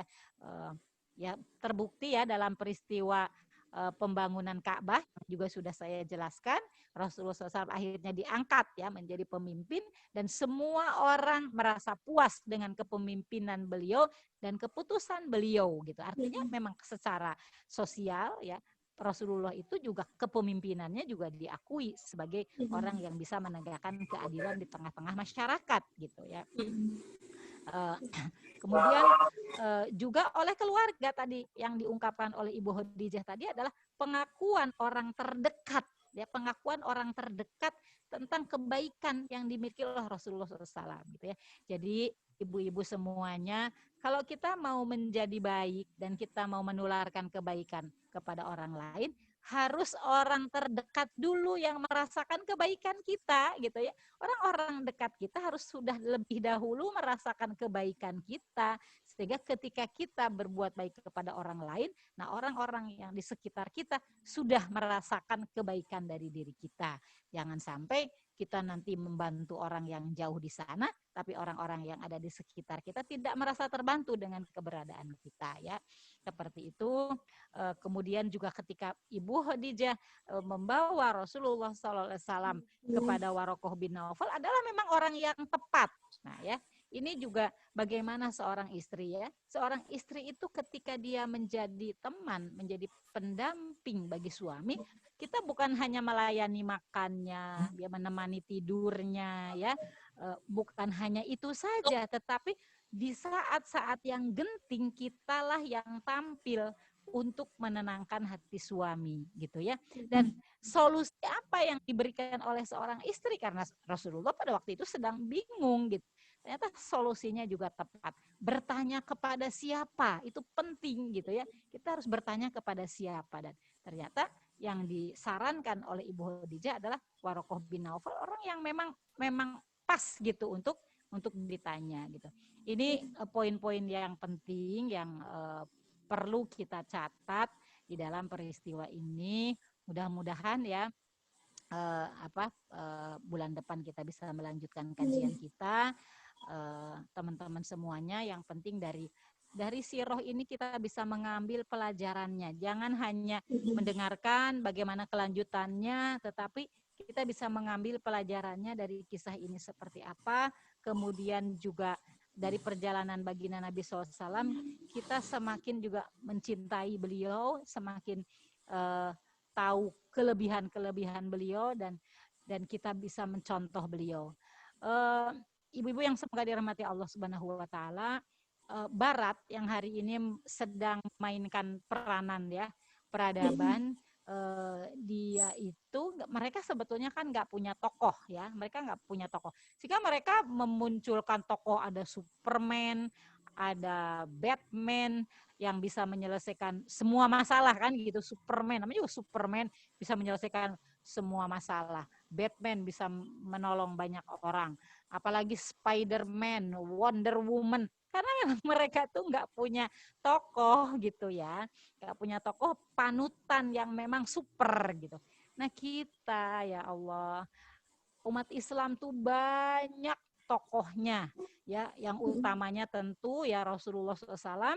Allah Subhanahu wa taala sudah berfirman, laqad kana lakum fi rasulillahi uswatun hasanah ya. Jadi sungguh pada diri Rasulullah itu ada suri teladan yang baik gitu. Nah, bagaimana baiknya Rasulullah kan kita harus tahu gitu. Dari mana kita tahu? Nah, kita dengan menelusuri sejarah, sirah ya, bagaimana baiknya beliau tuh di mana sih gitu, sebagai pemimpin, sebagai ayah, sebagai kepala keluarga, sebagai pemuka agama, sebagai imam, itu di mana sisi-sisi baiknya Rasulullah SAW. Ternyata orang-orang yang berada di sekitar Rasulullah itu juga teladan-teladan yang luar biasa. Umar dengan ketegasannya, Abu Bakar dengan kelembutannya, Ibunda Siti Aisyah dengan kejeniusannya ya, menyerap ilmu Rasulullah Shallallahu Alaihi Wasallam yang kelak nanti beliau menjadi ulama dari kalangan wanita ya, masing-masing ya. Kemudian ada Zaid bin Sabit, anak muda yang sangat cerdas, dalam 2 minggu bisa belajar berapa macam bahasa. Ini teladan-teladan yang luar biasa. Umat Islam itu nggak kurang sosok-sosok teladan gitu. Tapi kalau kita nggak menggali sejarah orang-orang hebat itu, ya kita nggak tahu gitu kan. Maka saya mengajak pada teman-teman, mudah-mudahan ya dari kita belajar Sirah Nabawiyah ini, kita akan mengenal sosok-sosok manusia-manusia hebat yang menjadi teladan bagi kita, teladan bagi anak-anak kita. Kan sedih ya hari ini yang jadi teladan itu orang-orang yang nggak jelas, bahkan orang kafir dijadikan idola gitu bagi anak-anak muda. Kok kayaknya umat Islam itu kayak nggak punya idola gitu, kayak nggak punya sosok, kayak nggak punya tokoh yang ideal, yang kata Allah radhiyallahu anhum wa radu'an, yang Allah sudah ridho kepada mereka, mereka ridho kepada Allah gitu ya. Mereka sudah dijanjikan dengan jannah oleh Allah Subhanahu wa taala. Mereka adalah para sahabat, yaitu yang hidup di sekitar Rasulullah Shallallahu Alaihi Wasallam. Ini penting sekali kita untuk menelusuri sejarah. Makanya kami membuat kelas kelas siroh ini ya, dengan teman-teman itu kedepannya pengennya sih lebih luas lagi jangkauannya ya. Bahkan kemarin saya ungkapkan juga, mudah-mudahan kayak di SCI ada Ustadz Asep itu punya perpustakaan siroh yang bahasa Arab semua. Nanti kita juga punya deh gitu ya, perpustakaan siroh yang bahasa Indonesia semua gitu. Jadi ibu-ibu nanti ada yang untuk anak-anak, untuk ibu-ibu mana yang bagus. Kita juga punya cita-cita untuk mengenalkan ini loh, sosok-sosok yang luar biasa yang pernah hidup di muka bumi ini, yang mereka mengawali peradaban Islam, kemudian berjaya sampai 1000 tahun lamanya, Nah, ini kita harus tahu siapa ya tokoh-tokoh itu. Gitu. Dan rugi sekali kalau kita tidak mengenal tokoh-tokoh itu. Demikian ya teman-teman semuanya. Bu Hajika ya, ada alhamdulillah. Alhamdulillah. Mudah-mudahan apa yang saya sampaikan ini bisa diambil pelajarannya. Semoga kita bisa lanjut di bulan depan. Teman-teman, kalau yang di UPS yang dibahas ini ya, karena saya tahu ibu-ibu itu kan kalau yang tebal-tebal kan ibu-ibu mah agak berat ya. Kalau di sini kan pendek-pendek bahasannya, nggak panjang-panjang. Terus langsung ada hikmah-hikmahnya. Makanya saya pilihkan buku yang paling mudah dipelajari untuk ibu-ibu biar selesai gitu ya membacanya. Demikianlah, mudah-mudahan bermanfaat. Mohon dimaafkan, pasti banyak kekurangan di sana-sini. Itulah kekurangan yang ada pada saya. Semoga teman-teman bisa memaklumi, bisa diambil pelajarannya. Dan yang paling penting ya ibu-ibu semuanya, bahwa ketika kita belajar sirah itu, kita akan semakin kenal, semakin cinta, semakin rindu kepada beliau, sehingga kita tuh ingin mengikuti sunnah-sunnahnya agar kita diberikan kesempatan untuk berkumpul dengan beliau. Demikian, aku qouli hadza wa astaghfirullaha wa lakum. Assalamualaikum warahmatullahi wabarakatuh. Waalaikumsalam warahmatullahi wabarakatuh. Alhamdulillahirabbil alamin. Jazakillahu khair untuk Umi Yus yang sudah menyampaikan materi sirah pada kajian duha pada pagi hari ini. Jazakumullahu khair juga untuk Ummahatillah yang sudah bergabung di kajian MT Pecinta Sunnah. Semoga Allah catat sebagai amal kebaikan yang insya Allah akan memberatkan timbangan kebaikan kita di yaumil akhir kelak. Amin ya rabbal alamin.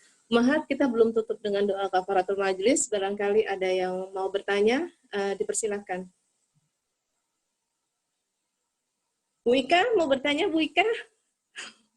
Bu Ika sehat? Alhamdulillah, suaranya dong dikeluarin. Ayo Ummahat, barangkali ada yang mau bertanya tentang kajian kita pada pagi hari ini, dipersilahkan.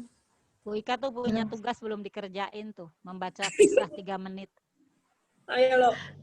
Ayo lo. Nanti juga di kita ada PR. Suruh berkisah 3 menit sebelum memulai. Ya, dari materi yang lalu ada yang berkisah gitu. Biar materinya nempel nih, ibu-ibu. Kalau nggak dikasih tugas, ya materinya berlalu saja. Coba Umi tanya materi berapa pertemuan yang lalu kan lupa gitu. Nah, biar nggak lupa memang harus dikasih tugas gitu. Ibu Ika nih belum ngerjain tugas nih, harusnya kemarin. Udah Umi, tinggal setor. Berkisah 3 menit ya. 3 menit lama loh. Lama banget itu. Lama bener.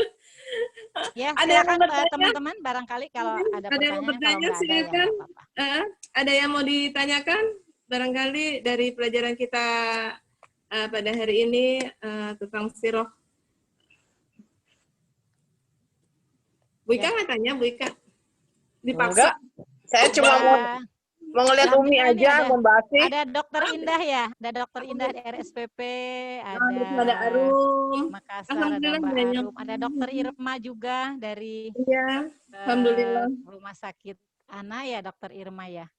Alhamdulillah, ada Dokter Santi, Masya Allah. Siapa lagi nih ya, Kak Uut. Masya Allah. Mbak Arum, ada Mbak Arum. Itu Arum. Hadir. Ada Bu Anis. Ahlan wasahlan ya semuanya yang nggak bisa disapa satu persatu. Ya. Ya. Baik, kalau tidak ada yang bertanya. Aslinya mau tanya tapi baterainya udah mau habis ini. Arum mau tanya loh. Arum nggak di rumah, nggak bawa casan. Ya? Masih di jalan ya. Ya wes tanya, siapa tahu masih ada waktu masih bisa baterainya. Gini, Masya Allah Umi, jazakumullah khairan, penjelasannya, nasihatnya semuanya Masya Allah, motivasi yang jelas. Yang pertama mungkin Arum tanya tadi tentang tafakur tadi, tahanut tadi, kalau di bangku perkuliahan di psikologi Islam itu Umi mungkin tahu sendiri kiblatnya itu sufi tasawuf. seperti itu. Nah itu mungkin mereka berangkatnya dari tahanusnya Rasulullah SAW juga yang dianggap ya bersemedi. Makanya tadi Umi jelaskan sekali bahwasanya posisinya kayak gimana itu nggak ada yang perlu diperdebatkan seperti itu. Tapi dari sinilah mungkin berangkatnya para yang menganut itu gitu. Mungkin pertanyaannya apakah dibenarkan seperti itu atau bagaimana kita menyikapinya dan menjelaskannya seperti itu dengan teman-teman yang seperti itu. Dan yang kedua tadi pernikahan Rasulullah SAW dengan Bunda Khadijah yang Masya Allah yang memang teladan terbaik lah suami istri seperti itu. Cuma tentang dakwah tadi modal utamanya kayak Arum tuh kayak kayak seperti mau belajar ya. Arum udah jelaskan bahwasanya butuh modal yang banyak sebelum kita mau menginjakan kaki di mana mungkin itu yang akan Allah berikan hadapkan ke Arum seperti itu. Itu modal utamanya seperti apa? Karena tadi dari Muarokoh tadi Arum untuk sejarah siroh itu tuh memang buruk sekali gitu. Karena memang orang teknik dan males banget sama sejarah dari dulu kayak gitu. Tapi ini Masya Allah memotivasi untuk tahu sejarah seperti itu. Penjelasan dari Umi gitu. Nah itu tadi hal apa yang utama di situ. Tadi Muarokoh bilang jangan kaget kalau misalkan ya itu tadi akan dihadapkan dengan tantangan yang luar biasa, banyak yang nggak suka seperti itu. Jazakumullah khairan. Ini tentang bertahanutnya Rasulullah SAW ya. Ini Al-Ghazali berkata sesungguhnya beliau tidak berta'abud ya, tidak beribadah dengan syariat apapun. Tidak ada gerakan apapun gitu. Tidak ada aktivitas khusus gitu ya. Dan para ulama sepakat bahwa Rasulullah SAW itu yang dimaksud tahanut adalah tafakur. Ya, jadi ibadahnya itu dalam bentuk tafakur. Jadi berpikir, bukan semedi, bukan kontemplasi atau kalau istilah sufi itu ada lagi ketika dia menyatu dengan Allah, meninggali kawula Gusti gitu ya. Bukan seperti itu gitu. Jadi yang dilakukan ta'abudnya Rasulullah SAW di Gua Hiro itu adalah tafakur gitu. Kan kita tafakur itu juga bagian dari ibadah ya. Inna fi khalqis samawati wal ardi wahtilafil laili wan nahari la ayat li ulil albab alladzina yadhkurunallaha qiyaman wa qu'udan wa ala junubihim wa yatafakkaruna fi khalqis samawati wal ardi. Orang mukmin itu berfikirnya itu adalah ibadah, memikirkan keadaan di sekitarnya, itu adalah bagian dari ibadah. Nah, yang dilakukan oleh Rasulullah SAW, kalau menurut para ulama, di sana ada penjelasan Al-Ghazali, ada penjelasan Ibnu Hajar, bahwa Rasulullah tidak ada penjelasan ibadahnya Rasulullah pada saat itu seperti apa, tidak ada. Jadi salah kalau mau mengambil pelajaran bahwa tasawuf itu mengambil dari apa yang dilakukan oleh Rasulullah di Gua Hiro. Kan waktu itu belum jadi nabi gitu. Ya kan kita tidak boleh kan mengambil sesuatu tata cara yang itu tidak ditetapkannya seperti itu. Karena sekarang sudah ada syariatnya. Bagaimana mendekatkan diri kepada Allah, taqarrub kepada Allah sekarang udah ada syariatnya, dengan sholat, dengan puasa, dengan zakat, itu sudah ada syariatnya. Kita tidak boleh keluar dari tata cara itu. Kan kalau orang-orang tasawuf itu kan keluar dari syariat. Mereka menganggap kalau orang masih bersyariat itu orang yang belum dekat kepada Allah. Kalau orang sudah dekat kepada Allah, sudah tinggi, sudah tidak butuh lagi syariat. Pemahaman ini pemahaman yang keliru. Kita butuh syariat sampai akhir hayat kita. Selama kita di dunia, kita membutuhkan syariat gitu untuk mendekatkan diri kepada Allah Subhanahu wa Ta'ala, dan sudah lengkap syariat itu. Itu yang pertanyaan pertama ya. Memang kalau di kampus ya saya juga dulu begitu gitu. Kita belajar tasawuf ya gitu. Dan itu banyak hal-hal yang keluar dari syariat Islam gitu ya. Kemudian yang kedua tentang persiapan, ya Allah tidak membebani seseorang di luar kemampuan dirinya. Ya kan, ittaqullaha mastata'tum, bertakwa kepada Allah sekuat kemampuanmu. Ya sekarang apa yang bisa kita lakukan hari ini kita lakukan, kemudian dalam perjalanannya kita memperbaiki apa-apa yang memang masih kurang gitu ya. Karena kalau kita nunggu kita sampai sempurna dulu, ya kita nggak akan bisa bergerak. Tetapi dalam perjalanan kalau kita ada yang mengingatkan, ada yang menasehati, ada yang kita merasa kurang, kita perbaiki gitu. Jangan menganggap bahwa kita deh udah selesai gitu ya. Karena kita tidak akan pernah selesai ya. Walaupun kita merasa sudah berbekal, tapi kita tidak akan pernah selesai, kan manusia tidak ada yang sempurna. Maka kita harus mau mendengarkan nasihat orang, kita harus mau menerima ilmu dari orang lain, kita harus mengambil pelajaran, contoh dari orang-orang yang ada di sekitar kita untuk membenahi, memperbaiki keadaan kita gitu. Kalau menunggu sampai sempurna baru bergerak juga enggak mungkin, enggak bisa gitu, karena kita tidak sempurna. Tetapi paling tidak ketika di rumah ada hak-hak orang rumah ya, hak suami, hak anak-anak gitu, hak orang-orang yang ada di rumah, berusaha maksimal untuk kita tunaikan hak itu. Ketika kita keluar ada hak orang-orang yang ada di sekitar kita, berusaha semaksimal mungkin. Yang penting kita tidak menutup diri dari nasihat orang lain, kita tidak menutup diri dari ilmu-ilmu yang datang dari luar, walaupun yang menasehati kita mungkin adalah khodimah kita, yang menasehati kita adalah tukang parkir, tapi kan nasihat itu baik, ya kita ambil pelajarannya. Yang penting tadi ketika kita terjun itu mungkin kita bekalnya memang belum sempurna ya gitu, tetapi kita berusaha untuk terus memperbaiki diri. Kalau di organisasi nih ya teman-teman nih ya, saya kasih tahu tipsnya, saya kasih tahu deh biar kita tuh ringan kalau bergerak ya, kalau di organisasi, di kelompok gitu. Jangan baper. Baper itu tuh penghalang, ya nggak Bu Haji? Ya, baper tuh penghalang kita, penghalang untuk maju. Mau maju, baper duluan jadi mundur lagi gitu ya. Lapangkan dada ketika kita keluar rumah, lapangkan dada karena kita akan bertemu dengan banyak orang, dengan banyak karakter, cara bicaranya berbeda, cara ini. Kalau kita nggak suka, sampaikan di situ, kita bahas bersama gitu.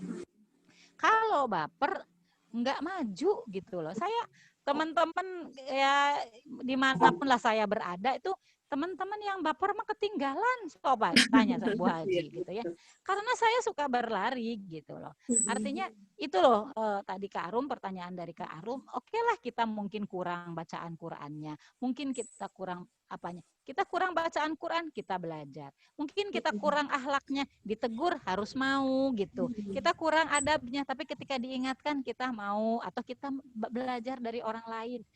Bagaimana cara bicara yang baik, kita belajar tuh dari siapa saja yang memang dia lebih baik dari kita dari sisi-sisi tertentu gitu. Kuncinya tadi aja ya, ketika ketika kita mau melangkah bersama tuh kita nggak terhalangi dengan rasa-rasa tadi yang baper-baper gitu. Yang Rasulullah SAW usia 40 tahun diangkat menjadi pemimpin dan langsung bisa memimpin dunia kan, karena Rasulullah yang menghantarkan peradaban ini sampai ke gerbang dunia kan Rasulullah ya. Walaupun nanti eksekutornya ada di Umar bin Khattab ya. Di tahun ke-7 pemerintahan Umar bin Khattab kan Persia dan Romawi bisa dipegang ya oleh Umar bin Khattab. Tetapi kan Rasulullah sudah mengantarkan para sahabat ke gerbang itu gitu ya, ke gerbang, ke pintu dunia gitu. Nah, bagaimana Rasulullah bisa sampai menghantarkan para sahabat ke sana gitu ya? Karena Rasulullah memang sudah dipersiapkan oleh Allah Subhanahu wa taala. 40 tahun Rasulullah menyelesaikan urusannya sendiri gitu ya. 40 tahun Rasulullah sudah bisa bermanfaat untuk orang banyak gitu. Nah, kalau kita ingin bermanfaat untuk orang banyak itu ya kita beresin deh yang di sini-sini gitu ya. Beresin yang di sini-sini. Iri, dengki, marah itu diselesaikan gitu. Sehingga nanti kita bisa berbagi dengan orang lain gitu ya. Karena di luaran nanti kita akan ketemu orang yang ceplas-ceplos, akan ketemu orang yang suka marah, akan ketemu orang-orang yang seperti itu. Kalau kita sudah menyiapkan diri kita dengan tadi menata hati kita, insya Allah kita bisa berbaur dengan siapapun untuk kemanfaatan yang sebanyak-banyaknya. Demikian ya, Kak Arum ya, mungkin baterainya udah habis Kak Arum. Masih ada Mi, masih ada Arum matiin supaya baterainya hemat. Baik, Mi, jazakallah khairan penjelasannya. Baik, Mi. Iya, jazakallah khair. Kak Manila Arum yang masih di jalan. Ya mungkin dari teman-teman yang lain yang mau bertanya, kalau memang ada yang masih belum dipahami, bisa ditanyakan. Bu Linda apa kabar? Makassar, baik-baik saja Makassar? Bu Elinda Sofian? Oh iya, tadi ada Bu Linda Sofian. Ayo, Baik, Umi, baik. Alhamdulillah. Makassar lancar talibnya? Ya, alhamdulillah. Oh, suaranya nggak ada ya? Ada suaranya, Ada, masuk kok. Ada, masuk. Ada Mbak Linda, masuk ke Mbak Ada Linda. ya. Ada. Sehat ya Mbak Linda? Baik, alhamdulillah. Umi mau nanya, Umi. Ya. Silakan. Hilang suaranya Mbak.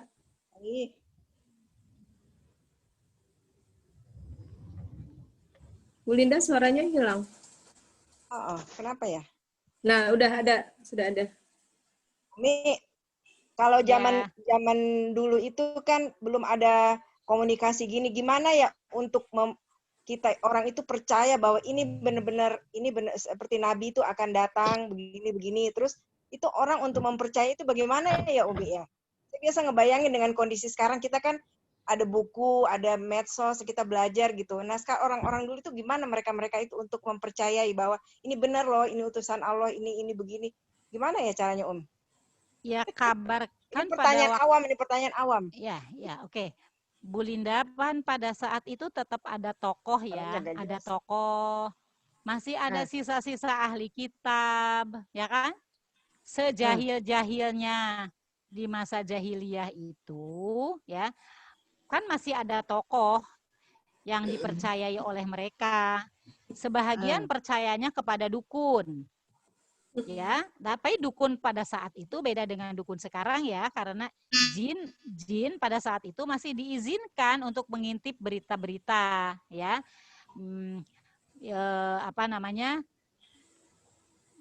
Menjadi ke tokoh ya dukun itu. Jadi mereka kalau ada masalah bertanya kepada dukun gitu ya. Kan pernah juga ada kasus Hindun ya.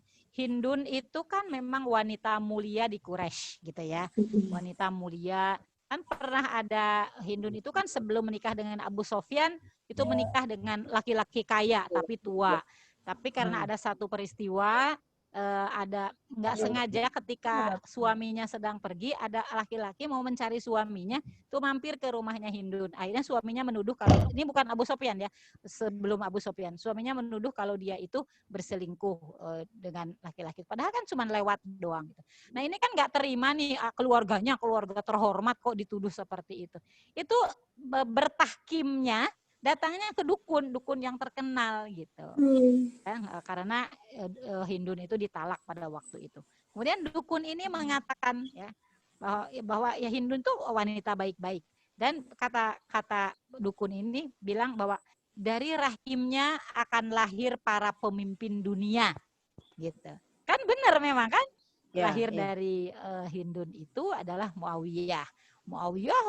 Jadi Bani Umayyah. Bani Umayyah itu berabad-abad memimpin dunia gitu ya. Maka kemudian ketika laki-laki itu tadi mau rujuk, Hindun nggak mau kalau calon pemimpin itu anak orang ini, akhirnya menikah dengan Abu Sofyan. Jadi yang prediksi dari dukun itu kemudian kan benar gitu terjadi. Artinya pada saat itu perkataan dukun itu diyakini kebenarannya, tapi Rasulullah SAW karena jiwanya hanif, lurus, nggak percaya dengan dukun. Rasulullah nggak mau gitu dianggap sebagai dukun. Dan masih ada tokoh-tokoh ahli kitab kan, gitu seperti Warokoh bin Naufal. Orang-orang solehnya masih ada tadi. Kebiasaan tahanut itulah menandakan orang solehnya pada waktu itu. Orang solehnya pada waktu itu kalau dia mau mendekatkan dirinya itu dengan cara bertahanut seperti itu gitu ya. Kan ada orang-orang yang dipercaya, ada tokoh pada masa itu. Media sosialnya pada saat itu adalah di masa Rasulullah SAW itu adalah syair, ya. Perang Badar itu kan terjadinya cuma sebentar, tetapi selama 1 tahun itu beritanya udah keliling-keliling kemana kan. Bangsa Arab itu bangsa pedagang. Orang Quraisy itu dagangnya ke luar negeri, Bu, bukan cuma di situ saja kan. Mereka berdagang ke Habasyah, luar negeri loh itu. Yang kebiasaan ilafnya mereka. Mereka kan punya kebiasaan ilaf ya. Ilaf itu kan mereka berdagang ke luar negeri tapi bebas bea gitu ya, bebas bea. Mereka dagang ke Yaman, dagang ke Habasyah, berdagang ke Bizantium, ya ke Syam gitu ya. Mereka kemana-mana. Jadi berita itu bisa ngambil dari mana-mana dan menyebar kemana-mana. Gitu. Ada toko, ada kerajaan, kan ada kerajaan Persia, ada kerajaan Bizantium pada saat itu gitu. Ada orang Yunani, jadi ada orang-orang yang dipercaya. Jadi jangan dibayangkan jahil itu, Bu Linda, adalah primitif gitu loh. Jahilnya yang dimaksud jahiliyah di dalam Al-Quran. Dalam Al-Quran kan ada 4 kata jahil ya. Jahilnya orang-orang Quraisy pada saat itu adalah jauh dari kebenaran. Ya, mereka tahu ya ada sebuah kebenaran tapi mereka menjauhi kebenaran itu gitu. Bukan primitif, mereka modern di zamannya gitu kan. Sebetulnya definisi modern yang hari ini diagung-agungkan kan modern barat gitu. Jadi jangan dibayangkan kalau orang-orang Quraisy pada saat itu adalah orang primitif, bukan primitif gitu. Bayangin aja ada orang Quraisy yang kalau menjamu tamunya itu dengan peralatan perkakas semua dari emas. Kita mau katakan dia primitif gitu. Jadi itulah mereka percaya yang dikatakan oleh tokoh-tokoh. Dan di antara tokoh-tokoh kan ada yang tokoh terpercaya. Ibu Khadijah dipanggil At-Tahirah, Rasulullah dipanggil Al-Amin gitu kan. Jadi kan mereka juga punya standar kejujuran. Dan bagi orang Arab, bohong itu aib. Aib bohong itu. Abu Sufyan kan pernah diutus oleh orang Quraisy ke Habasyah, ya kan? Kemudian Raja Habasyah itu bertanya, ya raja itu sang raja ini bertanya kepada Abu Sufyan tentang keadaan ciri-ciri tentang Rasulullah dan sahabat itu kayak apa gitu. Kata Abu Sufyan, sebetulnya saya bisa saja untuk bicara tidak jujur untuk menceritakan keadaan Muhammad, tapi aib bagi orang Quraisy ya, mereka itu sangat aib lah kalau tokoh itu berdusta gitu loh. Jadi kan sejelek-jeleknya orang jahil dibandingkan dengan orang sekarang yang katanya orang modern, ya masih bagusan orang jahiliyah dulu. Abu Sufyan di masa jahiliyah itu malu dikatakan sebagai pendusta. Jadi kalau orang sekarang itu nggak malu dikatakan sebagai pendusta, itu lebih jahil dari orang jahil kan gitu. Gitu ya Bu Linda ya, mudah-mudahan bisa memberikan pencerahan sedikit. Udah habis kali waktunya. Udah ya? Biasanya sampai setengah 12. Syukron Umi, syukron. Afwan. Alhamdulillahirrabbilalamin. Sekali lagi kita tutup dulu kajian duha kita pada pagi hari ini. Kita tutup dengan kajian duha dan kafaratul majlis. Alhamdulillahirrabbilalamin. Subhanaka Allahumma wa bihamdika asyhadu an la ilaha illa anta astaghfiruka wa atubu ilaik. Semoga kita bisa menjadi orang baik yang seperti tadi Umi bilang dan bisa menularkan kebaikan juga kepada orang lain. Semoga dari pelajaran Siro ini kita bisa mengambil pelajaran cinta kita kepada Rasul akan semakin bertambah. Yang benar hanya dari Allah semata, yang salah dari saya pribadi. Mohon maaf, dibukakan pintu maaf yang seluas-luasnya jika ada kata-kata yang kurang berkenan dan ada yang kurang dari kajian kita pada pagi hari ini. Sekali lagi, jazakillahu khair untuk Umi Yus yang sudah menyampaikan ilmunya. Sehat terus ya Umi. Iya, jazakumullah juga untuk Ummahat Filah, sahabat Filah semuanya, sahabat solehaku semuanya. Insya Allah, semoga Allah terus melindungi kita dimanapun berada, dan insya Allah semoga Allah terus memberikan kita kesehatan, nikmat iman, nikmat sehat, nikmat Islam, sehingga Allah terus berikan kemudahan kita untuk terus mendatangi majelis ilmu. Terima kasih. Akhir kalam dari saya mengucapkan Assalamualaikum warahmatullahi wabarakatuh.